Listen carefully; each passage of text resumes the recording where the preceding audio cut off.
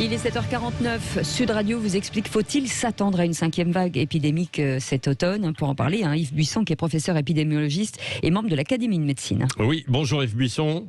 Bonjour. Et l'épidémie, là, globalement, elle est sous contrôle pour l'instant. Est-ce qu'on est pour autant donc à l'abri ou pas de cette 5e vague?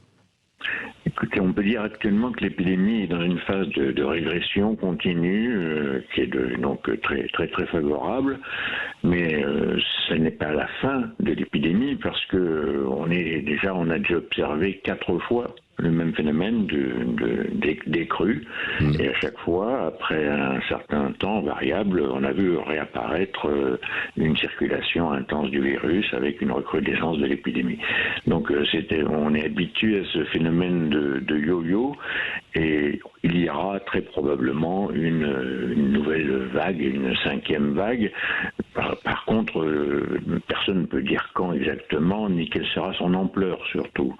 En fait, on voit vraiment pas ce qui l'empêcherait d'arriver, dans la mesure où le virus est tout de même toujours là, il circule un peu partout sur notre territoire, et puis on a que 70%, c'est déjà pas mal, vous allez me dire, mais enfin 70% de Français totalement vaccinés. Oui. Donc il en reste 30% non immunisés, chez lesquels le virus peut circuler tranquillement et il ne va pas s'en priver. Il n'y a pas de fameuse immunité collective, comme on l'avait évoqué à un moment donné, de se dire, bon, s'il y a beaucoup de personnes qui ont été touchées à un moment donné, ou alors s'il y a de la vaccination, il s'éteint naturellement, ce virus. Si, l'immunité collective, il ne faut pas perdre espoir. Elle existe, elle a déjà un rôle, et probablement, si on a une 5e vague, elle sera moins intense, moins forte que les précédentes. Donc c'est bien le fait de cette immunité collective seulement. Pour contrôler l'épidémie, cette immunité collective doit être beaucoup plus importante, c'est-à-dire que la couverture vaccinale des Français doit être d'au moins 90%, compte tenu de la contagiosité très élevée du variant Delta. Donc on a encore une marge à franchir.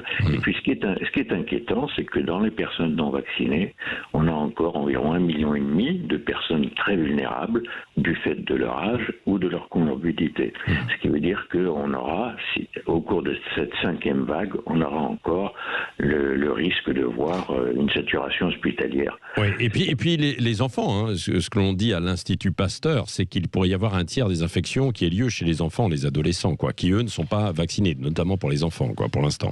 Les enfants de 12 ans pour l'instant ne peuvent pas être vaccinés, on n'a pas la possibilité de le faire, j'espère qu'on l'aura bientôt.